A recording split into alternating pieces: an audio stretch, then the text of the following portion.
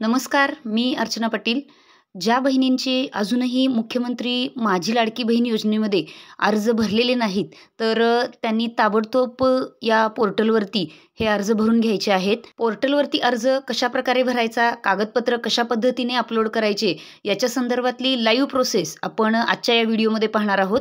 Video महत्त्वाचा आहे, सर्वांपर्यंत शेअर करा, व्हिडिओला लाईक करा व चॅनलवर नवीन असाल तर चॅनलला सबस्क्राईब करा. चला तर मग व्हिडिओ सुरू करू. ladkibaheen.maharashtra.gov.in या पोर्टलवर आल्यानंतर आपण या पद्धतीचा इंटरफेस समोर ओपन होईल. त्यामध्ये अर्जदार लॉग इनवरती क्लिक करून आपण हे अर्ज भरण्याची प्रक्रिया सुरू करू शकतो. अर्जदार लॉग इनमध्ये आपल्याला जो रजिस्टर केलेला फोन नंबर आहे तर तो फोन नंबर टाकावा लागेल आणि त्याच्याखाली आपला पासवर्ड जो आपण 8 अंकी बनवलेला आहे तर तो पासवर्ड टाकून आपल्याला लॉग इन करून घ्यायचा आहे. प्रत्येक लाभार्थ्यासाठी वेगवेगळं लॉग इन करण्याची आवश्यकता नाही, तर एकदाच आपण एका फोनवरती अकाउंट क्रिएट करून त्यामध्ये वेगवेगळ्या लाभार्थ्यांचे आधार कार्डचा नंबर वापरून अर्ज भरू शकतो. त्याच्याखाली जो कॅप्चा दिलेला आहे तर तो कॅप्चा टाकून आपण लॉग इनवर क्लिक केल्यानंतर आपलं अकाउंट हे लॉग इन होणार आहे. पोर्टलवर अकाउंट कसं क्रिएट करायचं याच्याबद्दलचा व्हिडिओ देखील आपण या अगोदर बनवलेला आहे. त्याची लिंक मी डिस्क्रिप्शन बॉक्समध्ये दिलेली आहे. लॉग इन सक्सेस झाल्यानंतर इथं अशा पद्धतीचा इंटरफेस ओपन होईल. कडेच्या 3 निळ्या रेषांवरती क्लिक केल्यानंतर पहिला जो ऑप्शन आहे त्याच्यामध्ये क्लिक केल्यानंतर आपण हा अर्ज भरू शकतो. अर्ज भरण्यासाठी इथं ज्या लाभार्थ्याचा अर्ज भरायचा आहे तर त्याचा आधार कार्डचा नंबर आपल्याला लागेल. इथं आधार कार्डचा नंबर विचारलेला आहे, तिथं आपण आधार कार्डचा नंबर टाकून घेणार आहे. आधार कार्डचा नंबर टाकल्यानंतर खाली कॅप्चा दिलेला आहे तर तो कॅप्चा टाकून आपल्याला व्हॅलिडेट आधार या ऑप्शनवरती क्लिक करायचं आहे. काही वेळेला कॅप्चा एक्सपायर झाल्यामुळं पुन्हा कॅप्चा एंटर करा अशा पद्धतीचा मेसेज येतो, तर कॅप्चा पुन्हा एकदा आपण टाकून पुन्हा व्हॅलिडेट आधार या ऑप्शनवरती क्लिक करायचं आहे. त्याच्यावरती क्लिक केल्यानंतर रजिस्ट्रेशनचा जो फॉर्म आहे तर तो ओपन होतो. याच्यामध्ये आधार कार्डचा जो काही डाटा असेल त्याप्रमाणे आपल्याला सर्व माहिती भरायची आहे. सगळ्यात पहिला जो ऑप्शन आहे तर त्याच्यामध्ये आधार कार्डप्रमाणे त्या लाभार्थ्याचं जे नाव आहे तर ते आपल्याला टाकून घ्यायचं आहे. याच्यामध्ये आधार कार्डमध्ये जशा पद्धतीने स्पेलिंग असतील तशा पद्धतीनेच आपल्याला टाकायचं आहे. हा जो काही अर्ज आहे किंवा या अर्जातली जी माहिती आहे तर ती पूर्णपणे इंग्रजीमध्ये भरायची आहे. यानंतर वडिलांचे किंवा नवऱ्याचे नाव विचारले आहे, फादर किंवा हजबंड नेम. ज्या विवाहित महिला आहेत त्यांनी नवऱ्याचं नाव टाकलं तरी चालेल आणि ज्या अविवाहित मुली वगैरे आहेत तर त्यांनी फादर नेम हा ऑप्शन सिलेक्ट केला तरी चालू शकतं. इथं आता मी हजबंड नेम सिलेक्ट केलेला आहे. त्याच्यानंतर खालच्या कॉलममध्ये आपल्याला जे काही पतीचं नाव आहे तर ते टाकून घ्यायचं आहे. जर तिथं वडिलांचं नाव आपण वरती ऑप्शन सिलेक्ट केला असेल फादर म्हणून तर खाली वडिलांचं नाव टाकावं लागेल. यानंतरचा जो ऑप्शन आहे तर त्याच्यामध्ये मिडन नेम ऑफ वुमेन म्हणजे लग्नापूर्वीचं जे काही विवाहित महिलेचं नाव आहे तर ते आपल्याला लिहायचं आहे. विवाहित जर महिला असेल तर तिथं लग्नापूर्वीचं जे नाव आहे तिचं तर ते लिहावं लागेल आणि जर अविवाहित मुली असतील तर त्यांचं वडिलांच्याकडचं जे काही नाव आहे तर ते लिहावं लागेल. त्याच्यानंतरचा खालचा ऑप्शन आहे जे काही वैवाहिक स्थिती आहे मॅरिटल स्टेटस, तर त्याच्यामध्ये विवाहित अविवाहित जे काही आपल्याला लागू असेल तर ते सिलेक्ट करावं लागेल. इथं मी आता मॅरिड म्हणजे विवाहित हे सिलेक्ट केलेलं आहे. अविवाहित मुली असतील तर त्यांनी अनमॅरिड हे सिलेक्ट केलं तरी चालेल. जे कोणी विधवा असतील तर त्यांनी विडो म्हणून जरी सिलेक्ट केलं तरी पण चालू शकेल. आपल्याला जो लागू असेल तो ऑप्शन आपण इथं निवडायचा आहे. त्याच्यानंतर खाली आपल्याला आधार कार्डप्रमाणे जन्मतारीख आहे तर ती सिलेक्ट करावी लागेल. याच्यामध्ये जन्मतारखेच्या समोरचा जो ॲरो आहे त्याच्यावरती क्लिक केल्यानंतर तिथं अशा पद्धतीनं कॅलेंडर ओपन होईल. त्याच्यामध्ये आपल्याला आपला जन्मसाल, जन्म महिना आणि जन्मदिवस निवडायचा आहे. इथं स्क्रीनवरती डे, मंथ आणि इयर असा जरी पॅटर्न दिलेला असेल तरी आपण ज्या वेळेला कॅलेंडरवरती सिलेक्ट करतो तर तिथं पहिल्यांदा महिना येतो, नंतर दिवस येतो व नंतर साल येते. त्याच्यानंतरचा जो काही ऑप्शन आहे तो आहे की तुम्ही बॉर्न इन महाराष्ट्र म्हणजे तुम्ही महाराष्ट्रामध्ये जन्माला आलेले आहात का, तर तिथं येस आणि नो ऑप्शन आहे. त्याच्यापैकी आपण महाराष्ट्रात जन्माला आलेलो असेल तर येस म्हणून सिलेक्ट करावं लागेल आणि जर परराज्यामध्ये जन्माला आलेले असतील तर तिथं नो हे सिलेक्ट करावं लागेल. इथं आता मी येस म्हणून सिलेक्ट केलेलं आहे. पुढच्या ऑप्शनमध्ये आपल्याला जो काही अर्जदार आहे तर त्याचा पूर्ण पत्ता विचारलेला आहे. इथं आधार कार्डवरती जसा पत्ता असेल तसाच्या तसा आपल्याला इथं टाईप करून घ्यायचा आहे. ॲप्लिकंट्स फुल ॲड्रेस याच्यामध्ये आधार कार्डप्रमाणेच ॲड्रेस टाकून घ्यावा लागेल. त्यानंतर खाली पिनकोड विचारलेला आहे. ज्या ठिकाणी आपण राहत असेल तर त्या ठिकाणचा पिनकोड इथं न चुकता व्यवस्थित टाकून घ्यायचा आहे आपल्याला. त्यानंतर खाली जिल्हा म्हणजे डिस्ट्रिक्ट, त्याच्या समोरच्या ॲरोवर क्लिक केल्यानंतर अशा वेगवेगळ्या डिस्ट्रिक्ट इथं आपल्याला ओपन होतात. त्याच्यापैकी आपली जी डिस्ट्रिक्ट असेल ती सिलेक्ट केलेली आहे. त्यानंतर खाली तालुका विचारला आहे. तालुक्यावरती पण सिलेक्ट केल्यानंतर सर्व त्या जिल्ह्यातले तालुके येत आहेत. तिथं तालुका सिलेक्ट करून घेतला. त्यानंतर आपल्याला व्हिलेज विचारलं आहे, आपलं गाव कोणतं आहे.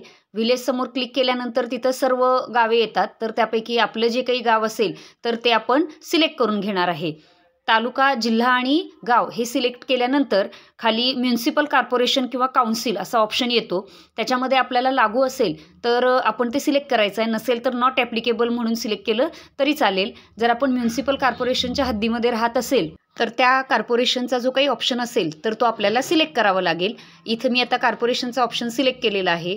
त्याच्यानंतर आपल्याला कॉन्स्टिट्युएन्सी विचारलेली आहे, म्हणजे आपला जो काही विधानसभा मतदारसंघ आहे तर त्याचे नंबर आपल्याला समोर दिसतील.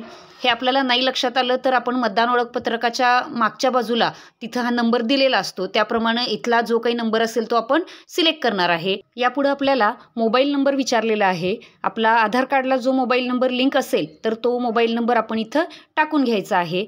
जर आधार कार्डला लिंक नसेल तर आधार कार्डला आपल्याला मोबाईल नंबर लिंक करावा लागेल. त्याच्यापुढे आपल्याला राज्य सरकारच्या किंवा केंद्र सरकारच्या कोणत्याही योजनेचा लाभ घेत आहे का विचारलेला आहे. याच्यामध्ये येस आणि नो असे ऑप्शन आहेत. ॲरोवर क्लिक केल्यानंतर हे दोन्ही ऑप्शन ओपन होतील. तर त्याच्यापैकी येस असेल तर येस, नो असेल तर नो क्लिक करायचं आहे. इथं मी नो सिलेक्ट केलेलं आहे. यापुढे आपल्याला अर्जदाराचे जे काही बँकेचे डिटेल आहेत तर ते विचारलेले आहेत. याच्यामध्ये पहिला ऑप्शन आहे बँकेचं फुल नेम, बँक फुल नेम. इथं आपण ज्या बँकेचे खातं आपण देणार आहोत इथं तर त्याचं पूर्ण नाव लिहायचं आहे.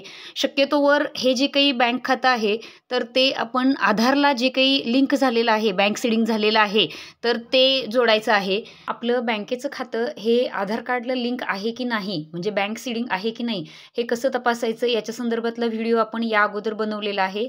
त्याची लिंक मी डिस्क्रिप्शन बॉक्समध्ये दिलेली आहे. त्याप्रमाणे आपण इथं बँकेचं नाव टाकण्या अगोदर ते खातं आपलं आधार कार्डला जोडलेलं आहे की नाही तर हे तपासून घ्यायचं आहे. बँकेचं नाव झाल्यानंतर अकाउंट होल्डरचं नाव इथं विचारलेलं आहे. जसं आपल्या बँक पासबुकवरती नाव आहे तसं लाभार्थ्याचं नाव इथं आपल्याला पूर्ण टाकून घ्यायचं आहे. त्याच्यानंतर खाली आहे बँक अकाउंट नंबर. इथं आपला जो काही बँकेचा अकाउंट नंबर आहे, खाते नंबर आहे तर तो टाकून घ्यायचा आहे. व्यवस्थित टाकायचा आहे खाते नंबर. त्यानंतर कन्फर्म बँक अकाउंट नंबर, म्हणजे जो नंबर आपण वरती टाकलेला आहे तर तो पुन्हा टाकून आपल्याला इथं कन्फर्म करायचा आहे. त्याच्या खाली IFSC कोड विचारलेला आहे. बँकेच्या पासबुकवरती आपल्याला हा IFSC कोड टाईप केलेला मिळून येतो.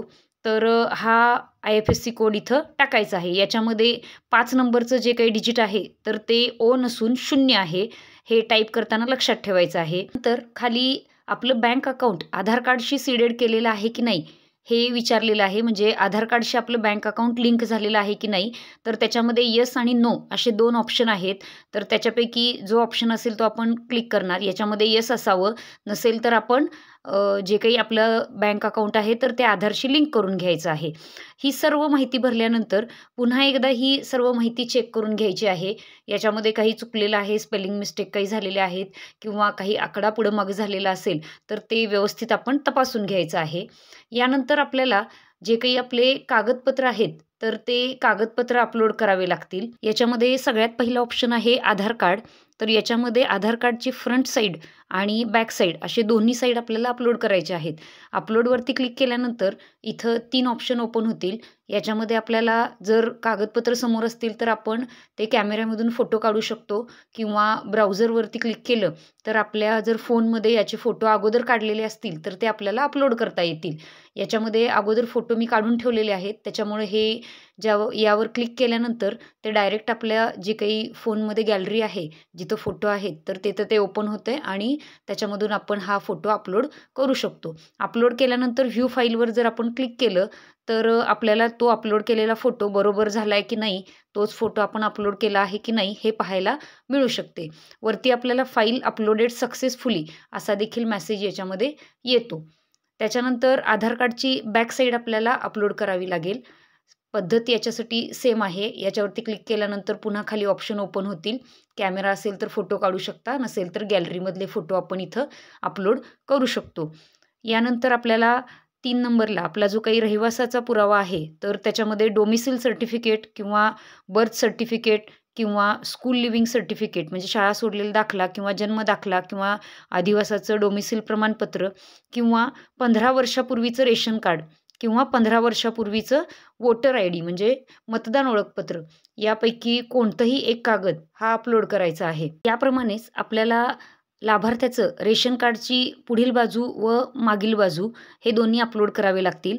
त्याचबरोबर जे काही आपण बँक अकाउंट डिटेल याच्यामध्ये भरलेले आहेत, बँकेचा खाते नंबर टाकलेला आहे, तर त्याचासुद्धा फोटो आपल्याला इथं अपलोड करायचा आहे. त्याचबरोबर लाभार्थ्याचं जे हमीपत्र आहे, तर ते व्यवस्थित टिक केलेलं आणि सही केलेलं हमीपत्र देखील इथं आपल्याला अपलोड करावं लागेल. त्यानंतर लाभार्थ्याचा फोटो इथं अपलोड करावा लागेल आपल्याला आणि हे जे काही सगळे जे डॉक्युमेंट आपण अपलोड केलेले आहेत, तर ते अपलोड झाल्यानंतर इथं आपल्याला ते ॲक्सेप्ट डिस्क्लेमर ऑफ हमीपत्र म्हणजे हमीपत्रामध्ये ज्या काही अटी शर्ती आहेत, तर त्या आपल्याला ॲक्सेप्ट करायच्या आहेत म्हणजे स्वीकार करायच्या आहेत. त्याच्यावरती क्लिक केल्यानंतर इथं अटी शर्ती ओपन होतील आणि त्या अटी स्वीकारा म्हणून आपल्याला स्वीकार कराव्या लागतील. त्यानंतर हा जो काही अर्जाची जी माहिती आहे किंवा हा जो अर्ज आहे, तर तो आपण सेव्ह ॲज ड्राफ्ट करणार आहे. सेव्ह ॲज ड्राफ्ट केल्यानंतर पुन्हा आपल्याला हा जो काही पहिला इंटरफेस आहे तो ओपन होईल. त्याच्यामध्ये ॲप्लिकेशन सबमिटेडवरती क्लिक केल्यानंतर आपले जे काही ॲप्लिकेशन ह्याच्या अगोदर आपण सबमिट केलेले आहेत, तर ते सर्व ओपन होतील. पूर्वीचे केलेले अर्ज याच्यावरती क्लिक केल्यानंतर हा केलेला अर्ज आपल्याला दिसून येतो. इथं हा अर्ज ड्राफ्टमध्ये आहे आणि पुढं तिथं एडिटचं चिन्ह आहे. तर ते एडिटचं चिन्ह क्लिक केल्यानंतर पुन्हा हा अर्ज आपल्यासमोर अशा पद्धतीने ओपन होतो. हा जो काही फॉर्म आहे, तर ही माहिती पूर्ण तपासून घ्यायची आहे. याच्यामध्ये आपण भरलेले सर्व डिटेल योग्य आहेत का, आकडे काही चुकलेत का, व्यवस्थित आहे का, सर्व हे तपासून घ्यायचं आहे. त्याच्यामधले जे काही कागदपत्र आहेत, तर ते आपण व्ह्यू फाईल करून पुन्हा चेक करू शकतो.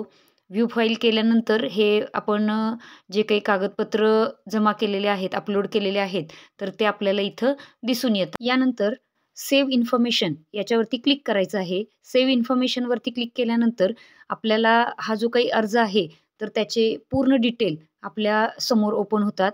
हा जो काही अर्ज भरलेला आहे, त्याच्यामध्ये सबमिट करण्यापूर्वी आपण पुन्हा एकदा हे सगळे भरलेले जे काही डिटेल आहेत, तर ते तपासून घ्यायचे आहेत.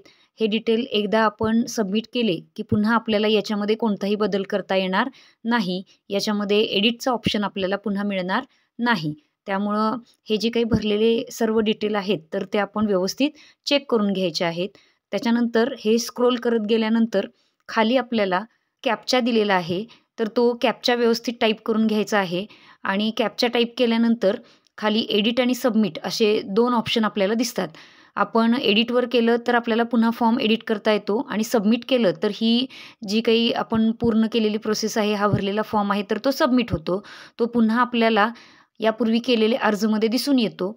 मगाशी आपल्याला हे पेंडिंगमध्ये दिसत नव्हतं, आता हे पेंडिंगमध्ये दिसतंय. मगाशी ड्राफ्टमध्ये दिसत होतं, आता हे पेंडिंगमध्ये दिसून येतंय. अशा पद्धतीनं हा आपला अर्ज जो आहे, तर तो सबमिट झालेला आहे. आता सद्यस्थितीला हा पेंडिंगमध्ये आहे. आता जे काही अर्ज पेंडिंगमध्ये आहेत, तर ते काही दिवसातच योग्य असतील तर मंजूर होऊन जातील. त्याच्यामध्ये काही त्रुटी असतील तर ते पुन्हा आपल्याला एडिटचा ऑप्शन दिला जाईल. तर अशा पद्धतीने आपण जे काही माझी लाडकी बहीण योजनेसाठी पोर्टल दिलेलं आहे, तर त्या पोर्टलवरती अर्ज कसा भरायचा, नवीन लाभार्थ्यांचा अर्ज कशा पद्धतीने आपण ऑनलाईन भरू शकतो, याचं लाईव्ह जो काही व्हिडिओ आहे, तर तो बघितला. या पद्धतीने अर्ज भरून आपण माझी बहीण लाडकी योजनेसाठी अर्ज करू शकतो. चॅनलवर पहिल्यांदा आला असाल तर चॅनलला सबस्क्राईब करा, व्हिडिओ लाईक करा आणि व्हिडिओ सर्वांपर्यंत शेअर करा. पुन्हा भेटू अशाच नवीन माहितीसह. धन्यवाद.